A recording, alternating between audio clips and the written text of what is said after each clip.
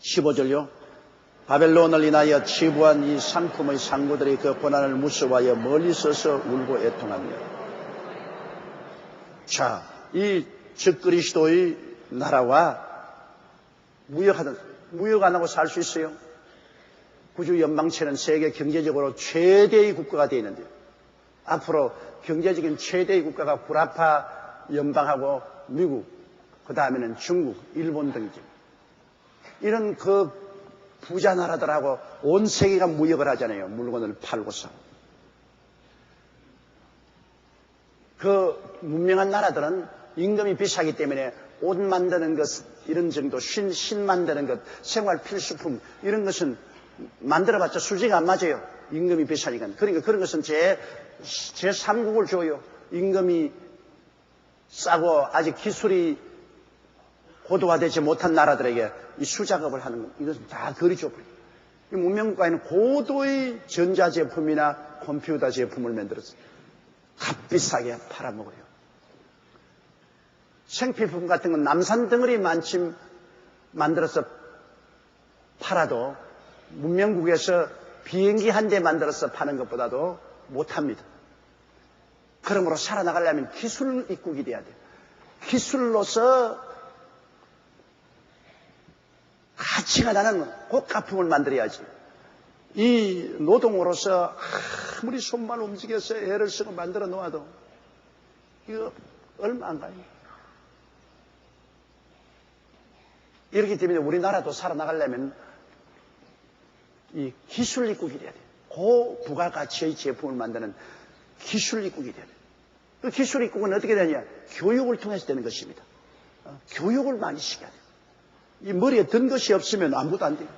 우리나라가 앞으로 주님이 언제 오시는지 모르겠지만은 앞으로 우리나라의 희망이 있는 것은 우리나라의 교육열이 뜨겁고 부모들이 자식들에게 죽자 살자 교육을 시킨 것입니다.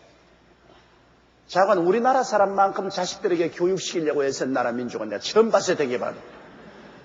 미국이나 구라파에도 자식들에게 그렇게 교육시키려고 애 안 씁니다. 고등학교만 졸업하면 그냥 부모에게 빠이빠이 하고 다 중립해서 나갑니다. 그리고 악착같이 대학 가려고 하지 않습니다. 나가서 그냥 직장 얻어서 살죠. 근데 우리나라는 악착같이 대학까지 공부시키려고 부모님이 눈에 불을 켜고 뼈가 으스러지도록 일을 하고, 화해하지 말라면 막 밤에 숨어가지고서 아예 비밀 스파이식으로 화해가 시켜요. 그래서 우리 한국의 교육열이 많고 한국에 교육받은 두뇌들이 많기 때문에 이 고부가가치 기술 사회에 적응하고 살아나갈 수 있는 그런 가능성이 많단 말이에요. 앞으로 내가 보기에는 이 세상에 얼마 오래 가지는 않을 것이니까. 그러나 그동안이라도 우리가 가난에서 벗어나고 이 세상에서 1등 국가와 견주어서 살려면은 교육과 기술혁명, 이것이 일어나야만 되는 것입니다. 그런데 바벨론을 통해서 무역을 하고 돈벌이를 마련한 사람들이 이제 바벨론이 하는 그 심판을 받아 큰 지진이 나가 완전히 무너져 버렸어요.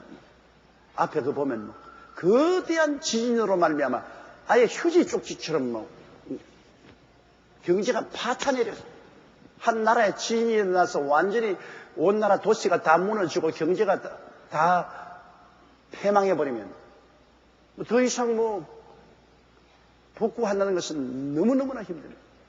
하나님의 심판이 그냥 저 그리스도의 나라의 지진으로 내 흔들어버리고 완전히 휴지 쪽지로 만들어버려요. 사람 망하게 하는 건 여러분 쉽습니다. 우리 한국 같은 이런 서울 1200만이 사는 것도 여기 만일 강도 7 내지 8 지진이 와서 흔들어버리면 전부 다 그럼 무더기 되는 거예요. 전부 다 거지 돼버려요. 이 거대한 이 도시와 이 도시 내에서 있던 모든 상거래와 모든 부부 순식간에 걸음더미가 되어버리고 맙니다. 그러므로 하나님 향해서 큰 소리 하면 안 돼요. 언제나 하나님 겸손하게 살아야죠. 머리를 하늘로 두고 하나님이 만든 땅 위에 발을 딛고 살면서 어디 감히 하나님 앞에 금방진 소리 합니까? 겸손하고 나에서 하나님을 경외하고 두려워하고 떨면서 살아야지. 하나님이 진노에서 일어나서 흔들어 버리면 뭐 그거 끝장인 거죠. 16절요. 가로되 화이또다 큰 성이여 세마포와 자주와 붉은 옷을 입고 금과 보석과 진주로 꾸민 것인데, 이것은 이 적그리스도의 수도와 적그리스도의 나라가 경제적으로 부강해서 극도의 사치를 한 것입니다. 이와 세마포와 자주와 붉은 옷을, 자주 옷이나 붉은 옷은 부귀와 영화와 권세를 말하는 것입니다. 금과 보석과 진주로 꾸민 너무나 화려하고 사치스러운 삶을 살던 그 적그리스도의 도성과 그 나라가 순식간에 다 망해버립니다.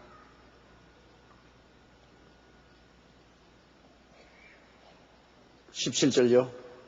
그러한 부가 일시간에 망하였도다. 각 선장과 각 처를 다니는 승객들과 선인들과 바다에서 일하는 자들이 멀리 서서 18절 함께 읽으십시다. 그 불붙는 연기를 보고 외쳐가로되 이 큰 성과 같은 성이 어디 있느냐 하며. 자, 그러한 부가 일시에 망했다. 요사이 여러분, 세계 무역이라는 것은 그 이전보다 이 배를 통해서 물건을 실어 나르지 않습니까? 비행기로서 실어 나르면 시간은 빠르지만은 그러나 운임이 굉장히 비싼, 그리고 대량으로 중후장대한 물건은 실어 나를 수 없어요. 이렇기 때문에 배를 통해서 모두 모욕을 합니다. 우리 한국도 지금 인천에서 운하를 뚫어서 한강까지 배를 가지고 들어오려고 하지 않습니까? 그러면 굉장히 운임이 싸지죠. 인천에서 화물을 내려가지고서 트럭에 싣고 혹은 기차에 싣고 오는 것보다는 아예 배가 그냥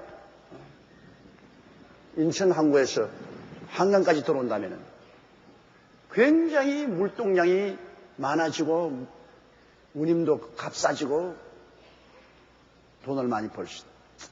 이와 같이 여러분, 선박을 가지고서 무역을 주로 하죠. 그런데 여기 바벨론이 무너지니까 온 세계 선박 회사가 다 가슴을 치는 거대한 물동량을 가지고서 구라파와 무역을 하던 이 선박 회사들이 이제는 물건이 없어요. 왜냐하면 그 도시가 다 망해버렸으니 이제 물건을 살 사람도 없고 그 속에서 물건을 또 가져올 것도 없고, 이래서 해운업계가 치명타를 받을 것을 여기에 말하고 있습니다. 그 다음 18절요. 그 불붙는 연기를 보고 외쳐가로되 이 성과 같은 성이 어디 있느냐 하며 19절요. 티끌을 자기 머리에 뿌리고 울고 애통하여 외쳐가로되 화이또다 이 큰 성이여 바다에서 배부리는 모든 자들이 너희 보배로운 상품을 인하여 치부하였더니 일시간에 망하였도다. 여기 계속해서 일시간에 망했다니. 망하는 것이 오랜 세월이 걸리지 않았지. 순식간에 망했다. 일본이 제2차 세계대전 당시에 히로시마와 나가사키에 원자탄이 떨어져서 일시간에 망했습니다. 일본이 관동군이 만주에와 한국에 주둔한 군대가 100만 명이었습니다. 그래서 일본 관동군은 끝까지 싸우겠다고 그런 결의를 하고서 있었습니다. 그리고 8월 15일 전에 한국에 있는 모든 예수 믿는 사람들 다 죽이기로 일본에서 결정을 내리고 있었습니다. 그러니 만일 우리가 8월 15일 날 해방이 안 됐으면 여러분, 우리 한국에 있는 기독교 지도자들, 기독교회는 일본 사람에서 다 죽었을 것입니다. 전멸당했습니다. 그런 때에 원자탄이 일본 히로시마에 한 방 떨어지고 나가사키에 한 방 떨어졌습니다. 순식간에 한 도시가 날아가, 히로시마도 날아가 버리고 나가사키도 날아가 버렸어요. 20-30만 명의 생명이 그냥 졸지에 죽었습니다. 그러니까 일본이 천황이고 일본의 총리 대신이고 견딜 수 있나요? 대만에 손들어 버리고 말았죠. 왜? 그 몇 방만 더 떨어지면 일본이 없어져 버릴 것인데. 오늘날의 여러분 전쟁이라는 것은 옛날과 다릅니다. 옛날에 히로시마와 나가사키에 떨어진 원자탄은 장난입니다. 요새 한국 같은 데는 여러분 메가톤급 원자탄 한 팡이면 한국은 다 날아가 버립니다. 하나면. 그리고 그 원자재는 날아가지고 일본까지 덮어서 일본까지 못 살게 만들어버리고 맙니다. 무지무지한 대량 학살 무기가 개발됐습니다. 지금 북한이 개발하고 있는 것도 그 원자탄 아닙니까? 그러나 그 원자탄은 북한도 우리 한반도에서 잘 못 씁니다. 왜냐하면 한반도 서울에 떨어진지 부산에 떨어뜨려도 자기들도 다 죽습니다. 왜? 여기에서 일어난 원자재가 북한도 같이 덮어요. 조그만 땅덩이니까. 그러니까 우리만 죽는 것이 아니라 자기들도 같이 그 방사능에 뒤덮여서 농사도 짓지 못하고 물도 다 오염되고 같이 죽어요. 그런 원자탄 만드는 것은 미국과 일본을 협박해서 돈 빼앗아 먹으려고 하는 것이니까 뭐 우리에게는 뭐 그렇게 겁나는 대상이 아니면 우리에게 겁나는 것은 이 사람들이 만들고 있는 세균탄입니다. 가스탄, 세균탄. 이거는 그거 뭐 세균의 호열자, 장질부사, 장지부스, 흑사병 이런 병균을 탄에 넣어가지고서 이걸 쏘아서 수원지에 떨어뜨려 버립니다. 수돗물 먹는 사람들은 다 죽어요. 온 한국이 유행병으로 죽게 됩니다. 흑사병에다가 호열자에다가 장치부스에다가 이거 무시무시. 그런 세균탄을 많이 만들고 있고 그 가스탄 같은 것은 신경가스, 질식시키는 것인데 서울의 공중에 몇 발만 터뜨리면 온 서울 시민이 공기 마셔야 안 됩니다. 그대로 다 질식되어 버립니다. 두말하지 못하고 그대로 다 죽어요. 이게 겁이 나는 겁니다. 원자탄은 그렇게 겁나는 거 아닙니다. 이 가스탄이나 세균탄인데 보도에 보면은 북한이 지금 가스나 세균탄을 세계에서 3번째 많이 가지고 있다는 겁니다. 어마어마하게 많이 만들어놨어요. 그래서 이것을 가지고 전쟁을 한다면 이건 우린 살아남기 힘이 든 것입니다. 그래서 어찌하는지 햇빛 정책으로 달래야 돼요. 칼든 놈은 끌어안아야지. 거리를 두면 찔러버려. 내가 옛날에 서대문에 있을 때 냉천동에 살았는데 우리 옆집에 무시무시한 무당이 살았어. 아침부터 막 꽹가리 치면서 무슨 관세음 보살 화음치죠. 그게 할 수 없이 또 우리는 일어나서 아침부터 막 찬송 부르고 막 기도하죠. 그러면 또 소금을 한 말 가져와서 우리 온 집에 담너머로 다 뿌립니다. 소금을. 그러니 이거 하루 이틀이 아니고요. 못 견디겠어. 소금을 집으로 안 뿌리나 온갖 뭘 해서 우리 담너머로 뿌리죠. 그 다음에는 얼토당토하는 거짓말 해가지고 경찰에 자꾸 고발하지요. 그 다음에 또 우리 집 담이 자기 집을 침범했다고. 그래가지고 또 지집 회사에 가서 해서 또 와서 우리 집안에 들어와서 막 땅을 파헤쳤겠지요. 악한 이웃이 있으면 도저히 살아갈 수가 없어요. 이건 도저히 상대에서 싸울 도리가 없습니다. 그래 악한 귀신 물러가라고 하다가 이건 산 귀신이니까 물러가지도 않아요.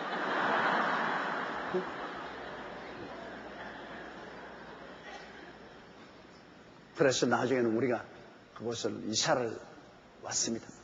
곁에 있을 수가 없어요. 그런데 우리가 이사하고 난 다음 보니까 새방에 들어온 남자에게 얻어맞아 죽었어요. 왜냐하면 새방에 들어온 남자에게 너무너무 똑같이 그렇게 하니까 그만 때렸는데 죽어버렸어. 하나님이 심판을 내렸어요. 이러므로 악한 자는 여러분 대적하면 대적할수록 점점 더 소란스러워요. 악한 자는 대적하지 말아야 돼요. 성경의 말씀에도 악한 자를 대적지 말라.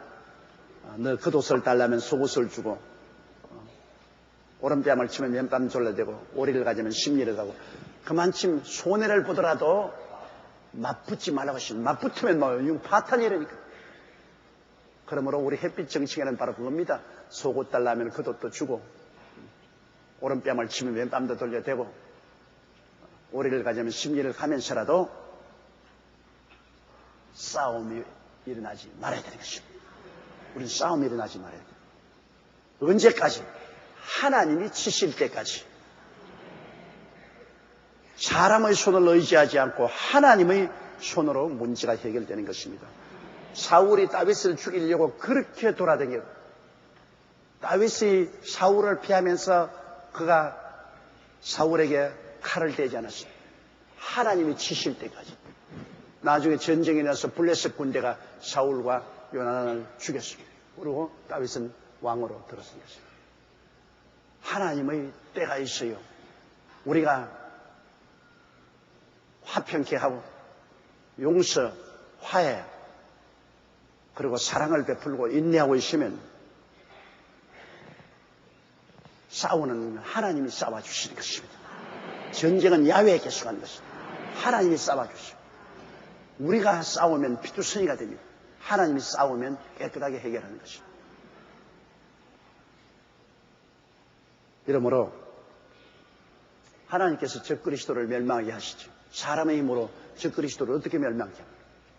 더구나 적그리스도는, 브라파는 살상 무기는 어마어마한 살상 무기를 다 가지고 있습니다. 그 손잡다간 지구가 그냥 완전히 쑥밭이 되어버립니다. 그러나 하나님이 다스리는 법이 있어요. 하나님은 원자탄 떨어뜨릴 필요도 없고 수소탄 떨어뜨릴 필요도 없어. 지진으로 흔들어 버리면 돼요, 그냥 가지고. 하나님이 얀네와 얀브레가 모세를 대적할 때 그 모세 앞에서 땅이 갈라지고 그 속에 온 가족이 다 빠져서 그냥 땅에 죽어버리니까 그대로 장사입니다. 인간이 만든 원자탄, 수소탄, 그게 무슨 하나님께 문제가 됩니까? 하나님께서는 땅만 쥐어 흔들어 버리면 그것은 원자탄, 수소탄이 견줄 수가 없는 것입니다. 바로 적그리스도의 나라의 멸망이 원자탄, 수소탄으로 온 것이 아니라 지진으로 왔습니다. 거대한 지진으로 말미암아 그 도성이 다 깨어지고 경제가 황폐해집니다. 적그리스도의 나라와 무역하던 모든 무역 나라들도 전부 다 무역을 하지 못하게 되고 금전적으로 막대한 손해를 입고 파탄이 일어나게 된 것입니다. 일순식간에 그런 일이 일어납니다. 아주 악인이 푸른 나무같이 무성하고, 와, 저거 도저히 뿌리가 저렇게 깊은데 어떻게 뽑히는데, 잠시 후에 와보면 나무도 뽑히고 푸른 나무도 온데간데 없습니다. 우리는 절대로 하나님을 대적해서 살아서는 안 돼요. 말로나 행동으로나 하나님을 대적해서는 안 됩니다. 절대로 사람이 하나님 대적해서 살아남을 사람 없습니다. 우리는 하나님을 경배하고 존경하며 감사하고 예배하며 살아야죠. 하나님께 복을 받은 개인이나 민족은 흥하고 하나님께 저주를 받은 개인이나 민족은 망해버리고 마는 것입니다. 하나님을 만으로 여기면 안 됩니다. 20절요. 하늘과 성도들과 사도들과 선지자들아, 그를 인하여 즐거워하라. 하나님이 너희를 신원하시는 심판을 그에게 하셨으므로. 하늘에 있는 성도들, 많은 성도들이 시련과 환난을 통해 갖고 또 순교를 당하고 핍박을 당하면서 하늘에 올라간 하늘과 성도들과 또 복음을 전가한 사도들과 선지자들과 이 모든 사람들이 그 예언이 이루어진 것입니다. 마지막 말세에 하나님의 심판이 이 땅에 임할 것을 사도들도 예언했고 선지자들도 예언했습니다.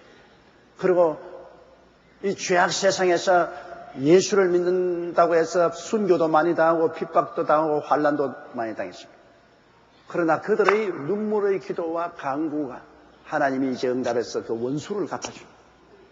세상과 마귀에 대한 하나님의 원수를 갚아주는 것이 바로 적그리스도의 나라의 멸망을 통해서 이루어지고 순식간에 따라서 마귀와 세상은 멸망받으니까 이제는 하늘과 성도들과 사도들과 선지자들은 기뻐하고 즐거워하라.